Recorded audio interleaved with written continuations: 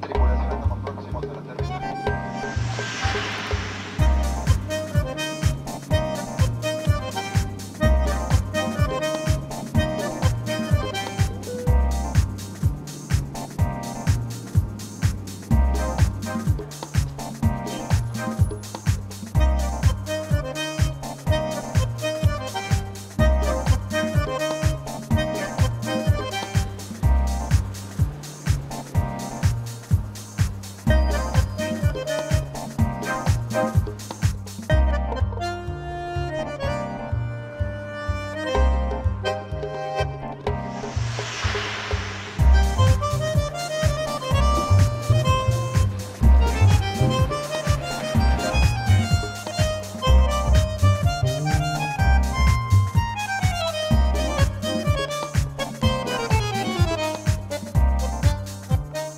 Ase Luzarraga naiz, Bilbotarra, beti gehitzen dut erdi mundakarra, aitaren herria beti daramat bihotzean. Eta orain Buenos Airesen bizi naiz, Villacrespa auzoan, orain hemen Lezama parkean gaude, San Telmo eta La Boca artean. Eta bueno, hau da orain nire, nolabait esateko nire etxea edo nire hiria. Beraz, laster datorren urte bi izango dira hemen bizitzen. Nire lana itzulpengintzan lan egiten dut, eta bestalde idazlea naiz, euskaraz idazten dut.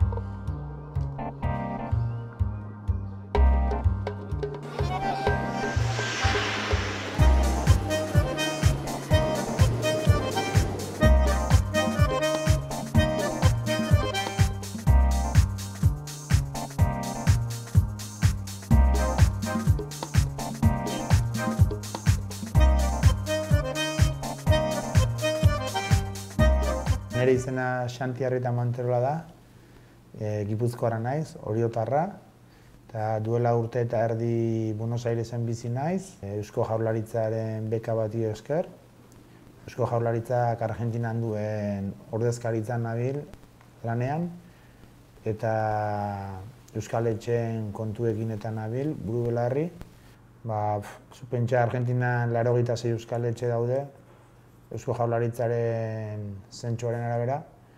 Eta hori ez gainak, Uruguai, Venezuela, Brasil eta Paraguaikoak ere guk eramaten ditugu hemendik. Eta ia esan, nahiko interesgarria da. Eta aldenean Euskal Etxeak ere bisitatzen ditugu, beraz, alde horretatik interesgarria.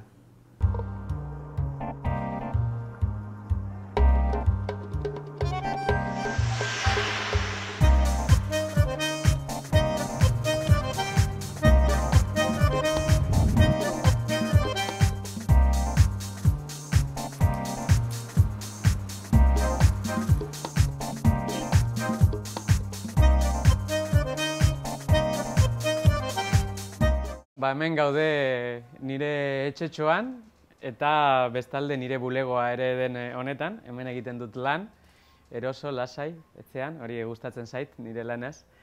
Etxe honetan Banerekin bizi naiz. Bane nire neskalaguna da, Txilekoa da bera. Ni hemen Buenos Airesen bizi nintzela duela urte batzuk elkar ezagutu genuen, gero Txilen egon ginen elkarrekin bizitzen.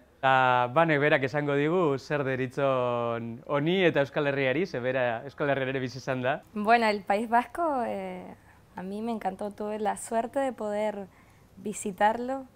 Me gusta la gente, el idioma, es un placer oír hablar en vasco, en euskera. La arquitectura, los paisajes.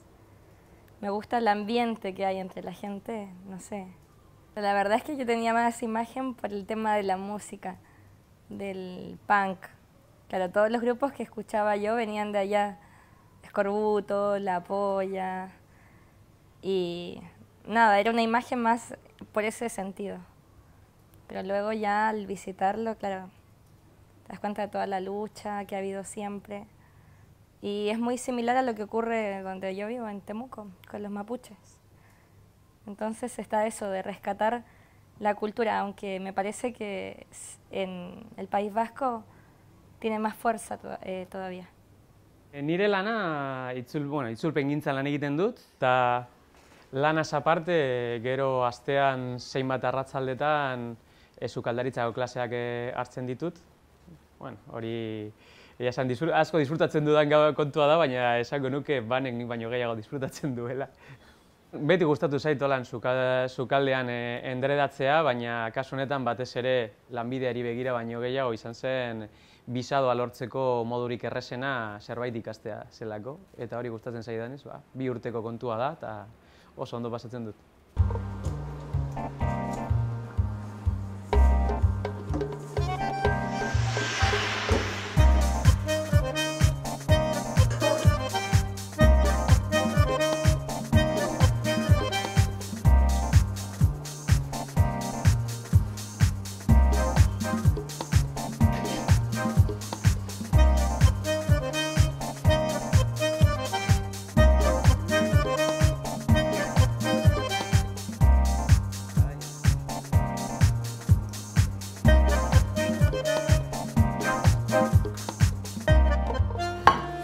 Nola zera diren, Kontent? Ja, bai, moten du itxura ona daukatela. Ziko du.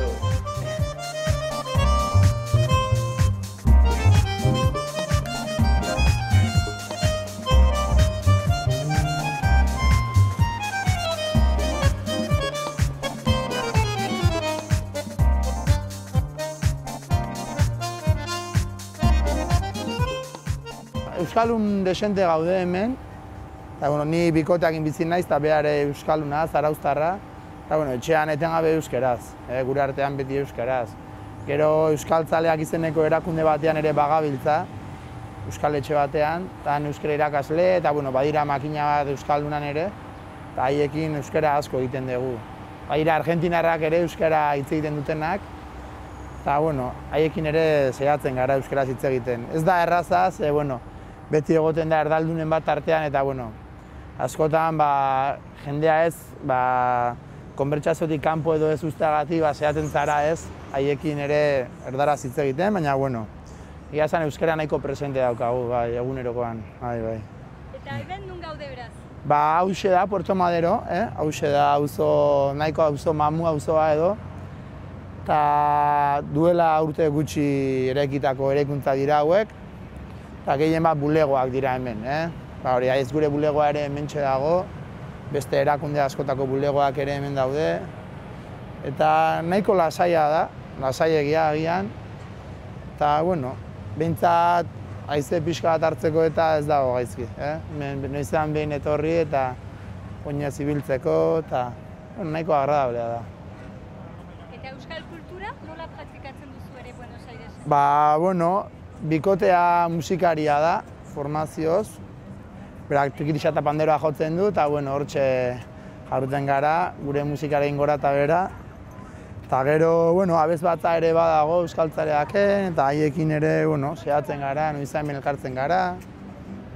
Eta, egia zen, alde horretatik nahiko gustora, egia zen.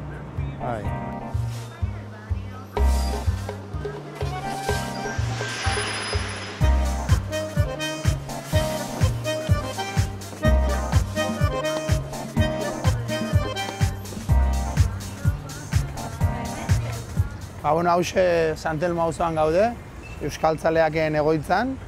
Duela urte bete du erositako egoitza bat da. Naiz eta erakundea 1994an sortu zen. Eta hemen orain euskara klasea izango dugu. Ikasleak zain daude, beraz, goazen barrura.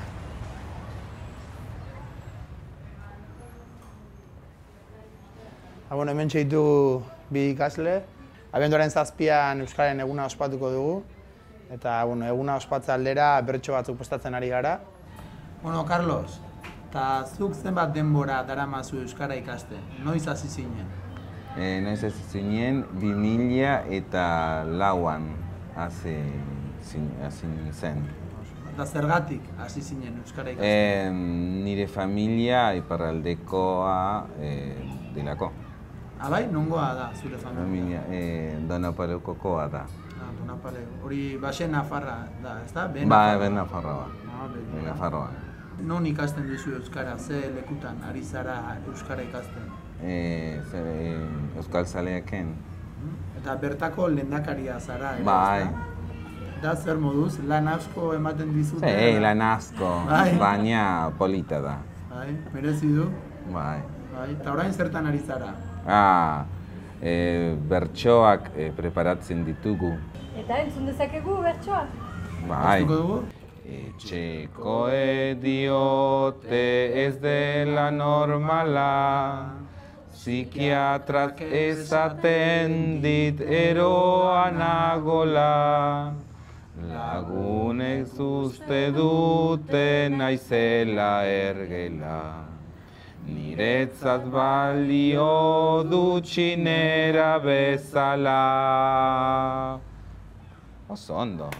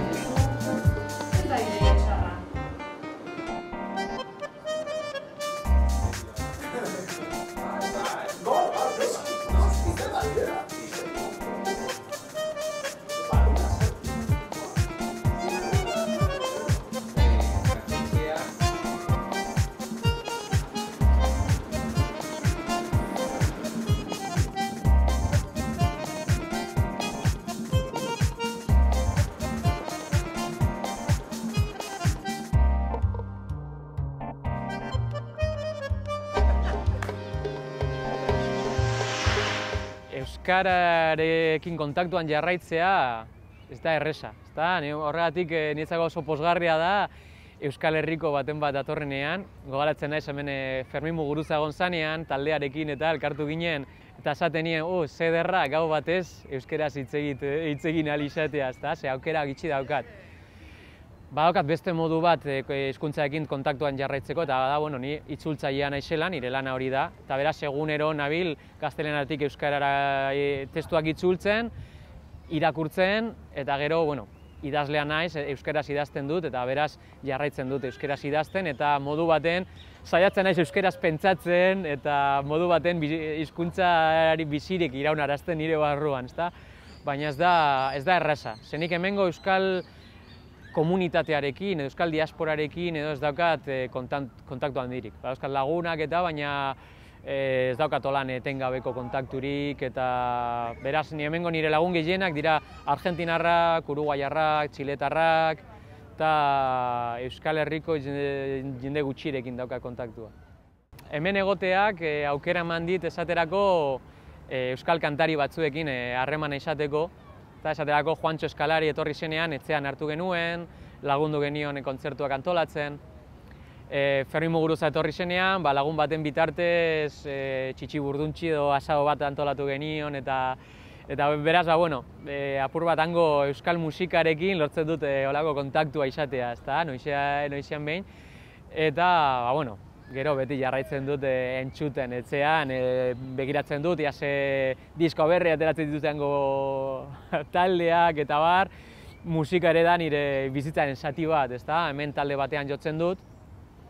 Eta, horrek ere gogora ekartzen dit, garai bateko nire kantari edo oiulari bizimoduan, eta beti saiatzen naiz, modu baten edo bestean nondik natorren ez ahazten, eta, badakit euskal etxe asko daudela, baina nik gaur egun bakar batekin dakat kontaktua, euskal txaleak jarduera gehienak ostiraletan egiten dituzte, euskal zinema pasatzen dute, itxaldiak, beti zaitzen dira zerbait egiten, eta gero gauean hori eta gero egiten dute euskal taberna modukoa pintxoak, ardaue eta giro ederra sortzen da. Baina oingo bizimoduan oso zaila egiten zaidala ostiraletan hara joatea. Orduan apur bat kontaktua ez moztuta, baina apur bat etenda daukat.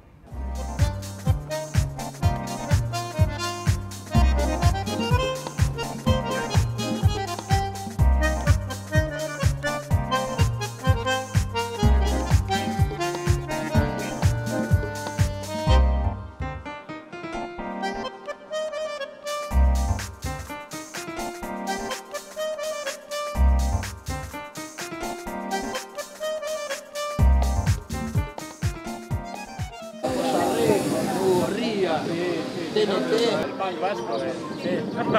Así que conoces el País Vasco. Euskadi, se hace llamar. Sí. Esa rebeldía está buena, no la entiendo mucho, me gustaría saber más. Bueno, que es otro origen, hemos sido colonizados, es como, no sé. Yo entiendo acá... como que es un país aparte, me hicieron entender los vascos de tanto echarles, de España ya entendí que no, es un país aparte, me hicieron entender eso. Pero no llego a comprender, también tiene su dialecto, tiene su... No es dialecto, no digas dialecto, es un idioma. ¿Ves que hasta se enoja, está bien? Es que no es un dialecto. Claro, no es un dialecto. El vasco es Onguietorri, es caricasco. Claro. Claro, el vasco no tiene nada que ver, ninguna raíz común con el resto de los idiomas europeos. ¿Y cuántos años tiene? Y ya sabes, es un idioma originario. Nosotros decimos, no somos ni españoles ni franceses.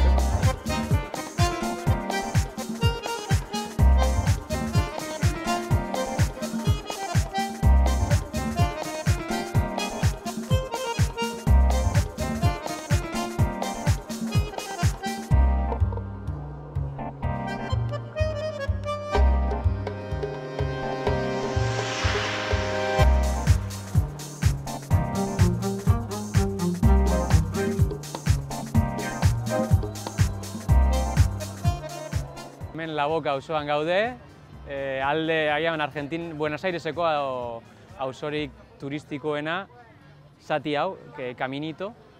Aldi berean auzo langilea da, auzo, bueno, hemen bizimodua gogorra da, eta agian kontraste handia dago zati hau hain turistikoa izan da, eta dana hain politxe egon da, eta berez, bueno, auzo gogorra da, eta hemengo errealitatea, eguneroko errealitatea ez da hain polita, ez da, bortitza da. Eta nire gustatzen zait, bai alde hori, daukan langile alde hori, eta gero bestetik oso pintoreskoa da, ezta? Hemen diotenez, ona etorri zen Genovako immigrazio handia, espaldi, batez ere itsaso kontua portuan lan egiten eta langileak, eta hango estiloko etxeak egin zituzten, konbentilloak eta etxeak, eta auzo oso koloretsua da eta estetika, Genovako estetika hori gorde du. Esan didatenez, nik ez dakit eta esaditua, baina... Eta egan pena hori oso turistiko bihurtu dela, baina politxa, nik bete gustatu zaita oso hau. Eta gero, hemen dago portua zena, eta hona etorri dezen, beti zer zaita, olako egitura burdinezkoak, olako giro industriala, beti ekarri gogora hori garai bateko Bilbo. Eta urre zikina hauen usaina, ekartzen dite Bermioko portuaren usaina. Asontxekoa da! Ze Bermioko portua ere oso kutsatuta dago, kolore bereko ura dago, eta... Beraz, etxean bezala sentitzen naiz.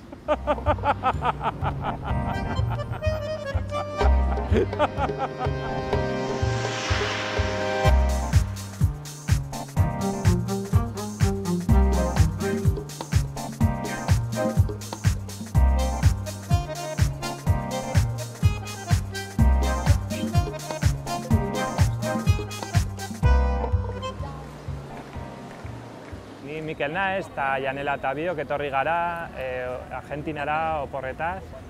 Eta entzun dugu gaur hemen konzentratzen direla Maiatzako amatxok, eta orduan etorri gara zerbait beraiekin egoteko eta apoiatzeko pixkat.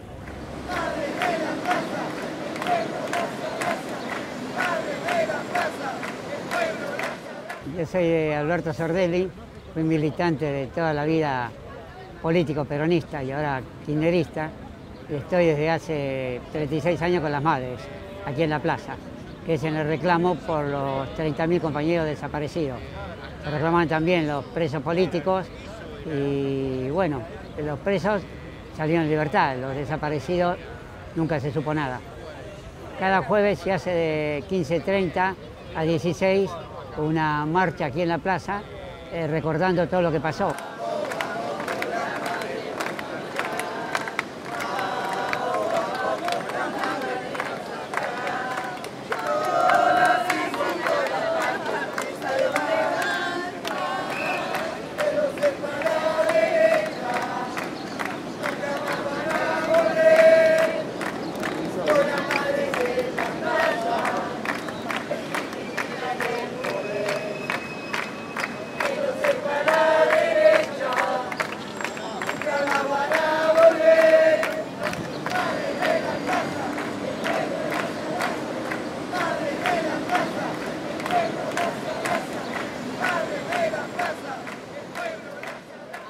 Topa? Topa.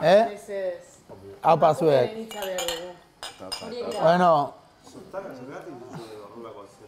hemen elkartu gera gure etxean, Euskal Herritik etorritako eta Argentinako zenbait euskaldunekin, denak euskal hiztunak. Ni Ainhoa naiz, eta, bueno, dala ia urte betez Buenos Airesen bizi naiz, Xanditani bikotea gara, eta, bueno, bera izan zen, ez? Argentina etortzean eskusa. Beka bat eman zioten, 2 urterako, eta, bueno, elkarrekin etortzea erabaki genuen. Beha hilabete batzuk lehenago etorri zen, eta garaia hortan Venezuelan bizi ginen, nire lanagatik, eta 6 hilabete ondoren, niri txinitzen, eta, bueno, hemen bizi gara, ja da urte bete. Ni Marcela Inda naiz, Argentinakoa, Tandilgoa. Nire aita Euskal Herrikoa zen, baina berak ez zuen euskaraz hitz egiten. Beraz, momentu batean nik pentsatu nuen nik ikasi behar nuela. Eta zerbait errekuperatu. Beraz, 2009an hasi nintzen Euskal Zaleaken, Euskal ikasten. Eta, bueno, maite dut Euskara. Hizkuntza maite dut. Euskalduna, bueno, batzuetan bai, ez, baina batez ere euskera maite dut. Abentura bezala. Ez da erraza, ez da erraza. Eta iaz joan nintzen Euskal Herrira, Lazkaora, eta egon nintzen 3 hilabetez, barnetegi batean, euskara ikasten. Zu pentsa ezazu Argentinako biztanleriaren 10% euskal jatorria duela, beraz, denek dute lagunen bat, ezagunen bat, nolabaiteko lotura duena Euskal Herriarekin, eta zerbait badakite. Gero, desinformazio asko ere badago. Baina, bueno, gu saiatzen gara pixkat, gure lana ere bada, ez, Euskal Herriko egoera ezagutaraztea, eta, bueno, pixka bat errealitatea zein den erakustea. Azken finean, diasporaren lan bat ere bada hori, ez? Inguruko herritarrei, gure egoeran berri eman, eta dena ez dela komunikabideek diotena, ez da? Hori oso deigarria egin zait hemen, agian batez ere punk eta eskulturan dago zorrotuta, Euskal Herriarekiko hurbiltasun afektibo bat, ezta? Jakimina eta maitasuna. Egia da, agian batzutan oso mitifikatuta daukatela Euskal Herria, ezta? Daukatela herri borrokalariaren irudia eta ez dakit nik gero errealitatea hainbesterako den olakua, baina Euskal Herria joan eta denetarik dago eta jende oso burgesatua dago. Niretzat Euskal Herria herri oso burgesa da. Gu hona etorri aurretik Caracasen bizitzen izan ginen, denbora desente. Eta han, lehen egunetik azkeneraino atzerritar sentitu nintzen. Ni kalera ateratzen nintzen momentutik, banekin atzerritara nintzela eta bertako bazegiten atzerritara nintzela. Eta hemen, Argentinan ezberdina alde horretatik. Gustatu ala ez, hemen Europearrak etorri zirenean, bertako guztiak akatu zituzten eta geratzen direna gaur egun gehienak dira Europarren ondorengoak. Orduan, alde horretatik fisikoki behintzat ez dugu atentzioa deitzen, gu bat gehiago gara. Izan gaitezke hemen Txakarita auzoan, betiko auzo baten jaio den pertsona bat inork ez du jakingo. Ni oso gustura nago, alde batetik aukera handiak daudelako kultura mailan, gauza antzerki asko dago, zinema, mugimendu handia, gizarte mugimendu handia, nik hemen parte hartzen dut alduan neurrian gizarte mugimenduetan, kolektibo baten parte hartzen dut, apurra militantzia politiko edo egiten, eta alde hortatik asko dago egiteko eta jasan agenda betetzen zait nahi gabe ere, eta hori gustatzen zait, eta asko mugitzen naiz. Jendea oso atsegina da, oso irekia, lagunak, niretzat behintzat oso erreza egin zait lagunak egitea, nire lagun taldea eukitzea, eta aukerak izatea hainbat gauzatan parte hartzeko, bai musika inguruan ezagutzen ditut hemengo punk talde batzuk, kontzertu askotara joaten naiz, etxetik gertu badauka leku eder maitagarri bat, la kultura del barrio. Larun batero daude kontzertuak, punk, ska, skin, mugimendu antifascista, eta batez ere hori kultura antifascista da oso rotuta. Gu hasieratik Sant Elmo auzoarekin oso harreman polita izan dugu. Bertan bizi izan geha ia urte betez. Bai, eta Ainhoak bertan egiten du lan, nire bulego ez dago urruti, euskaltzaleak han bertan dago. Auzo horretan dago baita ere. Beraz, gure mikromundua edo Sant Elmo da.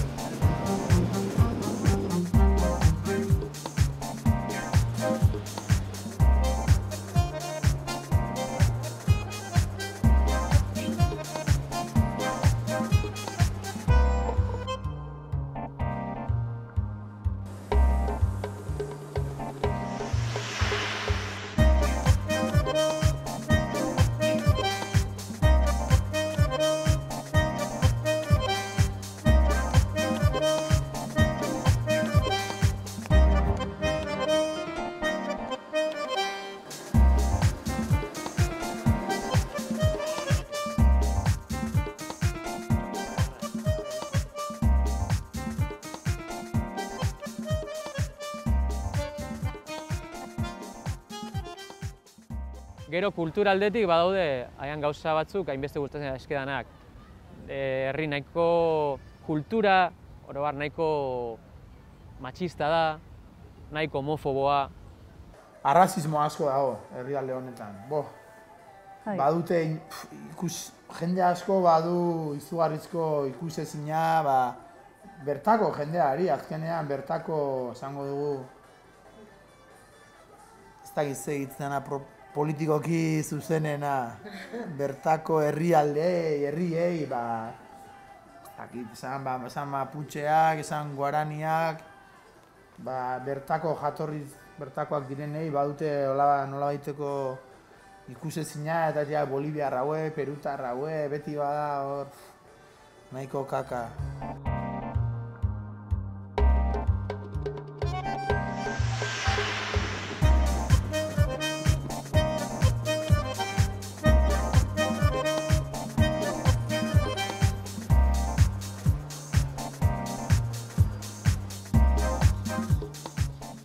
Printzipioz maiatza arte geratuko gara, maiatza arte daukat lan kontratua, eta gero maiatzetik aurrera oraindik ez dugu erabaki.